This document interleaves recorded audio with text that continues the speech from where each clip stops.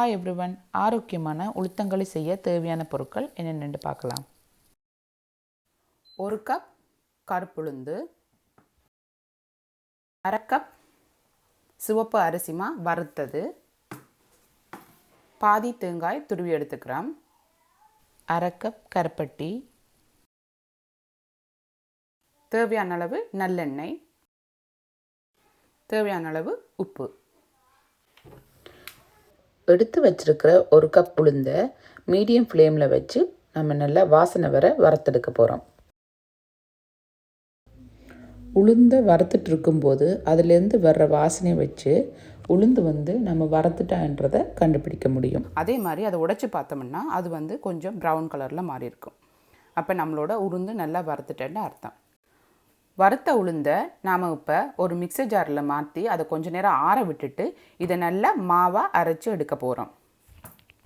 நம்ம வறுத்த கருப்பு உளுந்தை நல்லா அரைச்சி மாதிரி எடுத்தாச்சு. இதை நீங்கள் ஒரு அரிதட்டு வச்சு அரைச்சி எடுத்துக்கோங்க. இதை நீங்கள் வறுத்து இப்படி அரைச்சி வச்சிட்டிங்கன்னா நீங்கள் எப்போ வேணாலும் இந்த உளுத்தங்களியை செஞ்சு சாப்பிடலாம்.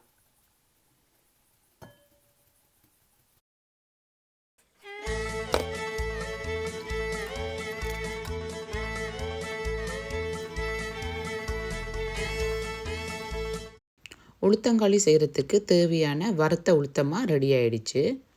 அதே மாதிரி தேங்காய் பால் எடுத்து அரைச்சி முதல் பால் 2ஆம் பால்னு சொல்லி தனியாக எடுத்து வச்சுருக்கோம். 1/2 கப் கருப்பட்டியையும் சுடுதண்ணி ஊற்றி இப்போ கரைச்சி வச்சுருக்கிறோம். வறுத்து அரைச்ச கருப்பு உளுந்தில் நம்ம எடுத்து வச்சுக்கிற 1/2 கப் அரிசி மாவை சேர்க்க போகிறோம். சேர்த்து நல்லா கலக்கி விட்டுருங்க. 1/4 தேக்கரண்டி உப்பையும் சேர்த்து இதில் நல்லா கலக்கி வைக்க போகிறோம். இப்போ நாம் அடுப்பை பற்ற வச்சு ஹை ஃப்ளேமில் விட்டு கொஞ்சம் தண்ணி வச்சு கொதித்து விட போகிறோம். தண்ணி நல்லா கொதிச்சிடுச்சு. இதை நான் அடுப்பை நல்லா சிம்மில் விட்டுட்டு நல்லா குறைச்சி விட போகிறேன். குறைச்சி விட்டுட்டு நம்ம இப்போ எடுத்து வச்சுக்கிற உளுத்த மாவையும் அரிசி மாவையும் கொஞ்சம் கொஞ்சமாக சேர்த்து கிளற போகிறேன்.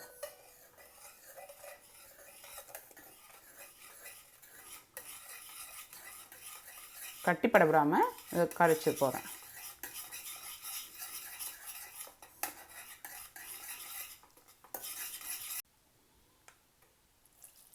இதில் நாம் எடுத்து வச்சுக்கிற பிற்பாலை சேர்த்து மாவை கட்டி இல்லாமல் நல்லா கரைக்க போகிறோம். மீதம் இருக்கிற தேங்காய் பாலையும் விட்டு நான் அதை கரைக்க போகிறேன். இது மாதிரி ஒரு எக் பீட்டரை முட்டை அடிக்கிறதுல செஞ்சிங்கன்னா கட்டிப்படாமல் நல்லா கரைக்கலாம். இதில் நாம் கரைச்சி வச்சுக்கிற கருப்பட்டியை சேர்த்து நல்லா கட்டிப்படாமல் கரைச்சி விட போகிறோம். இப்போ நம்ம அடுப்பை லோ ஃப்ளேம்லேருந்து மீடியம் ஃப்ளேமுக்கு மாற்றி களியை நல்லா கிண்டி எடுக்க போகிறோம்.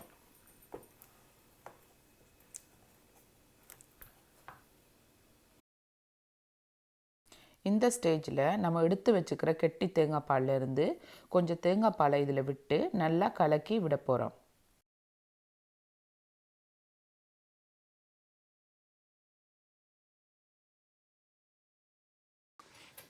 இது மாதிரி நல்லா கட்டி ஆகிட்டு வரும்போது நாம் இதில் கொஞ்சமாக நல்லெண்ணெய் சேர்த்துக்கிறோம்.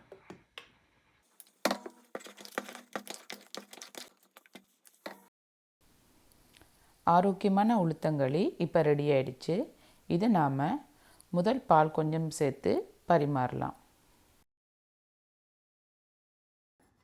குழந்தைகளின் எலும்பு வளர்ச்சிக்கு தேவையான கால்சியம் நிறைந்த உளுத்தங்களியை செய்து பார்த்து நீங்களும் உங்கள் குடும்பத்துக்கு கொடுத்து ஆரோக்கியமாக இருங்க.